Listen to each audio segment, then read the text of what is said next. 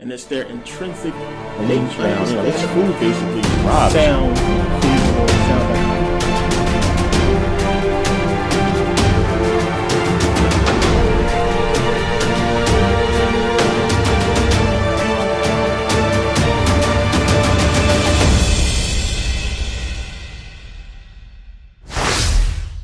Hey everybody, thanks for watching.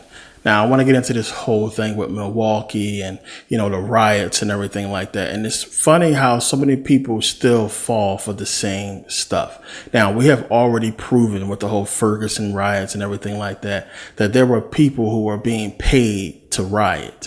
We have our validated customers, and every case yesterday was a different case. But local store owners believe people from out of town are responsible for the recent heightened violence and looting.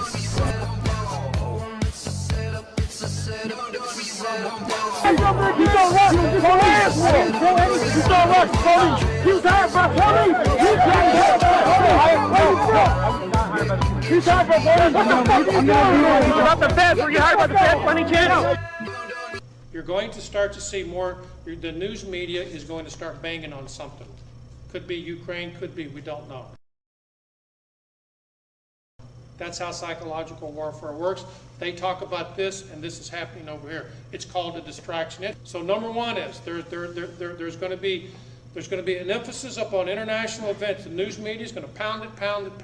The second thing is you're going to start to see a group or a person guilty of racism or something along those lines. We're going to start pounding on that. They want your attention over here. The third thing you're going to start to see is people being arrested for domestic terrorism. The fourth thing you're going to see, and this is what I got to talk to the ladies about. It's what I call ancient hates, ancient madness, ancient revenge. When these things start to happen, people are going to start rioting.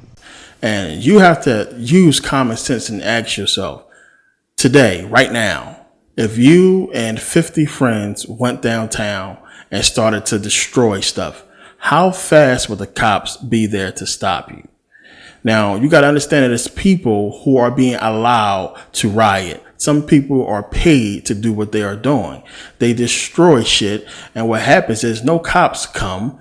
All that happens is the camera crew comes out there and points the camera at these people who are allowed to destroy what they are destroying.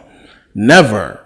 If you and your 50 friends go out and start burning down stuff and destroying stuff, they will send in a bunch of cops. How is it that we can see a bunch of peaceful protesters, people who are sitting down and protesting, sprayed, mace, pepper spray?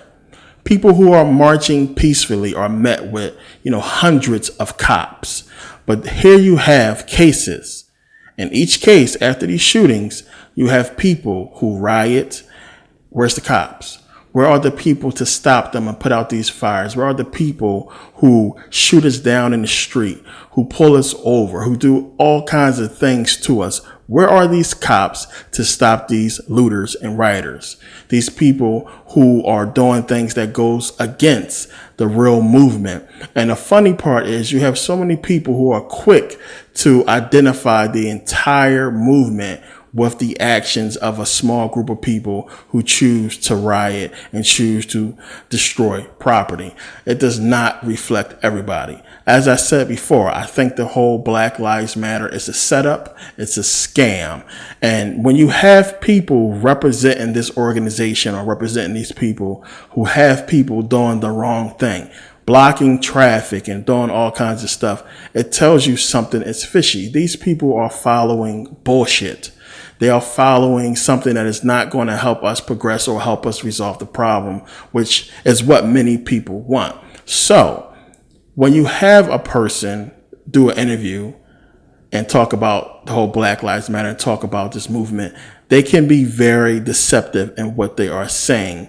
And a lot of people are not realizing they are spinning the whole thing and turning it around on black people, where we go from being the victim to being scrutinized, to being, basically crucified and criticized about everything that has ever happened in the black community when we are talking about one specific thing. So when you have people who come on TV or stand in front of a camera who are unprepared to answer questions, they look stupid, therefore making the whole movement, making everybody who is standing up and saying Black Lives Matter, who understand the movement, the real movement, what it should be about.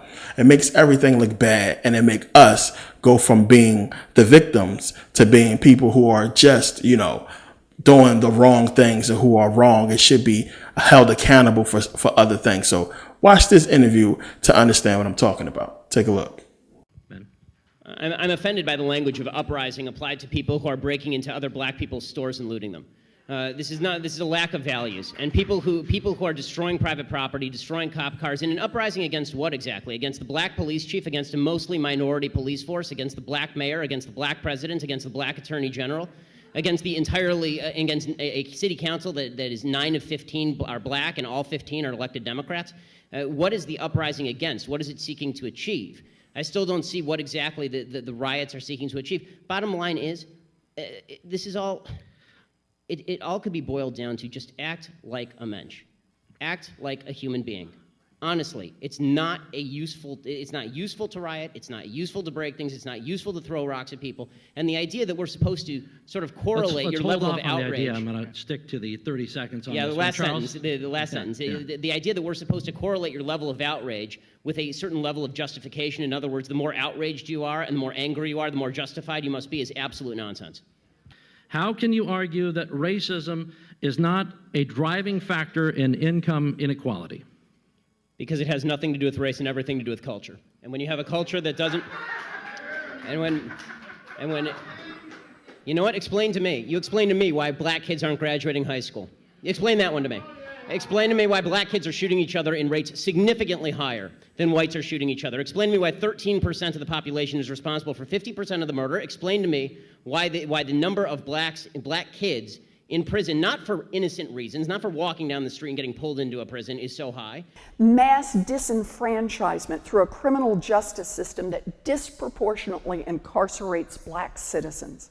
Explain, if it has nothing to do with culture, explain to me why the single motherhood rate in the black community jumped from 20% to 70% in the same course of time that the civil rights movement has made such tremendous strides. Is America more racist now than it was in 1960? And if it is, please explain to me how that happened. Now, to a lot of people who watch that video, they say, well, this guy's right. You guys are shooting each other. You guys kill each other. You guys doing this. You babies out of wedlock, this and that. This is not the issue. The issue is cops shooting unarmed men. It has nothing to do about black on black crime. It has nothing to do with that. So they are allowed to come and bring in that whole thing and try to use it to justify unarmed black men being killed. How does people who choose to kill other black people, how does that affect, or how does that somehow justify cops killing people, cops beating people up? Just because some girl or woman had a baby, by a guy who she don't know who the father is, or the daddy's in prison, how does that justify cops killing unarmed black men, unarmed people? And this is the thing. People are so sick that they run to that and say, well, these people deserve to be killed because some black guy killed another black guy last week. Why didn't y'all march on that? What does that have to do with the other thing? Now, of course, you're going to say, well, y'all didn't march when the other black guy killed the other black guy. That's a totally separate incident. It's a totally separate thing. And correct, yes, we didn't march. Black Lives Matter didn't march on that, but that's that movement, and that's something they have to deal with. That in no way, goes against the whole movement or what everybody is saying about the cops shooting everybody. Now, I can answer that gentleman's entire line of questioning. Everything he had to say can be answered if I just play Elizabeth Warren's speech. A lot of you have seen me play that video and a lot of my previous videos. If I just play that, because she breaks it down and explains it, but I'm not going to go to that. If you want to check out the speech, go and listen to what she said, and that answers his questions. And it's confusing, and it's a setup that, they bring this line of questioning into a subject that it has no place. It doesn't belong in this whole line of questioning about cops killing people. If you want to get technical with the entire thing, you have to simply go back and look at history. And this is what people refuse to do, because history just reveals the truth of everything.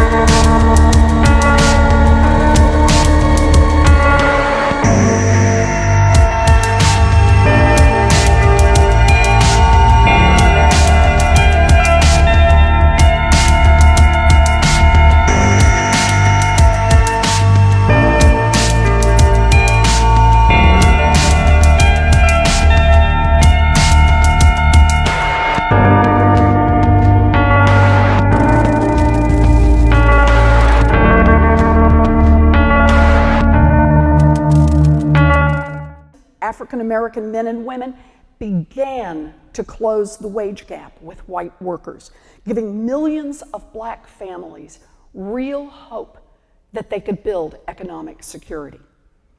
But then, Republican trickle-down economic theory arrived. Just as this country was taking the first steps toward economic justice, the Republicans pushed a theory that meant helping the richest people and the most powerful corporations get richer and more powerful. For African Americans, who were so far behind earlier in the 20th century, this means that since the 1980s, they have been hit particularly hard. In January of just this year, African American unemployment was 10.3%, more than twice the rate of white unemployment. And after beginning to make progress during the civil rights era to close the wealth gap between white families and black families, in the 1980s, the wealth gap exploded, so that from 1984 to 2009, the wealth gap between white families and black families tripled. So, as I said before, one, when you have poverty, crime is inescapable, and they know this. So, you had the U.S. government go out and spend $1.7 billion on, military. A whole bunch of military shit that, on wars and stuff that has nothing to do with the American people seriously. When $1.3 billion would have completely wiped out poverty in America. So the whole thing is the government understands that there is poverty and that crime is being driven by poverty.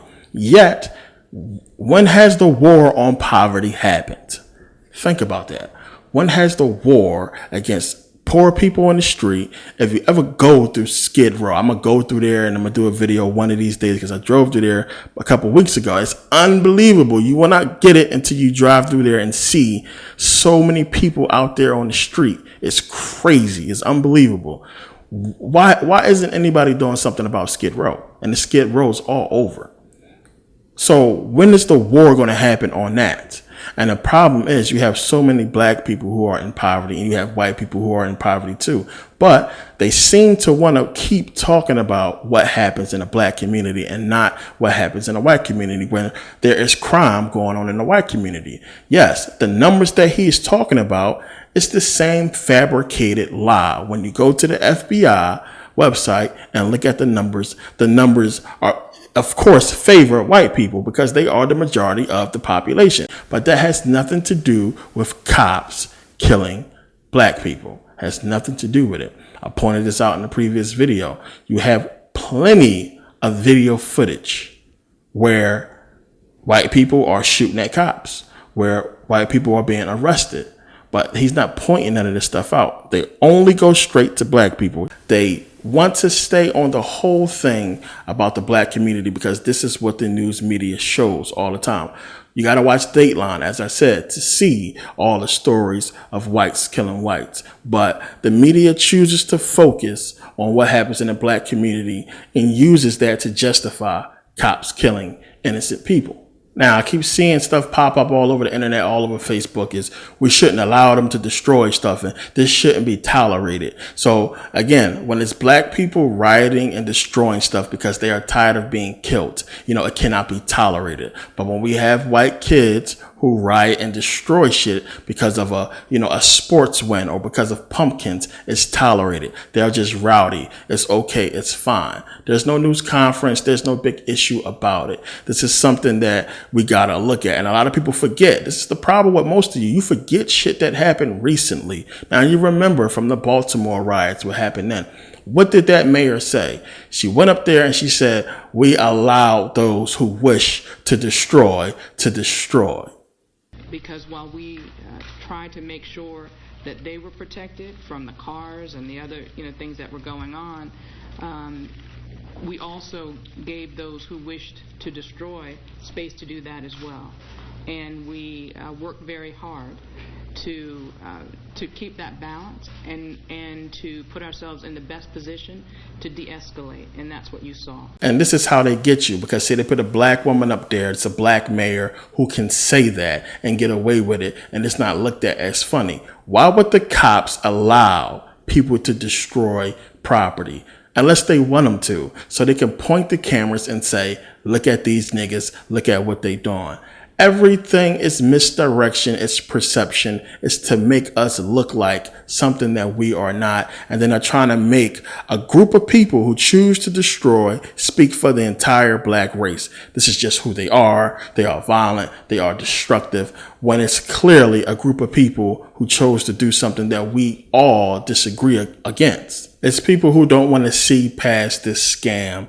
This is obviously a setup. Everything that's going on, it's no mistake that everything that they have been putting out, from the movies to the press, is all geared around race. It's all geared around racism and things of that nature. Even from all the way back from NWA, that movie coming out, fuck the police. You think it's a coincidence that a time when the cops are killing people that they put out a movie about NWA? This is all purposely done, and people choose not to look at what's right in front of their face and see what's going on. It's a setup. It's divide and conquer. Everything that's going on. Cops being acquitted of obvious murder. Cops beating out people. It's continuous. It goes all the way back to when Obama was first elected. 2008, all the way, we had everything that happened from, Oscar Grant, Trayvon Martin, everything that happened since then, everything that's been going on, it's a setup. Now you have the Nat Turner movie getting ready to come out, the whole Nat Turner insurrection.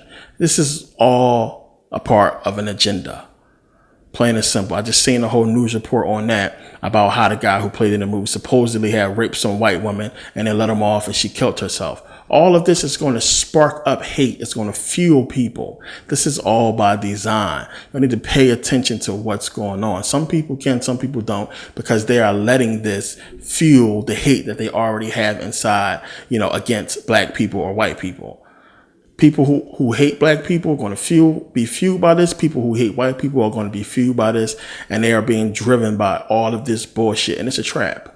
And it's a shame that people don't want to see through it. They rather just keep talking about this and that. And, it's so obvious that what's going on is being done against the people to separate us. So now everything is like so touchy now with race. Anything any person does that touches on racism is a big deal. The whole thing with Ellen riding on Usain Bolt's back. I mean, come on. It's Ellen. Now, me personally, if I was one of her people, I would have advised against that because, right now it's all touchy with the whole race thing. I would have been like, well, maybe that's not a good idea, Ellen. But it's Ellen. I'm not saying that she is just immune to, anything that's racism or racist, anything like that. If she did something that was outright racist, it would be justified, people jumping on her back. But come on.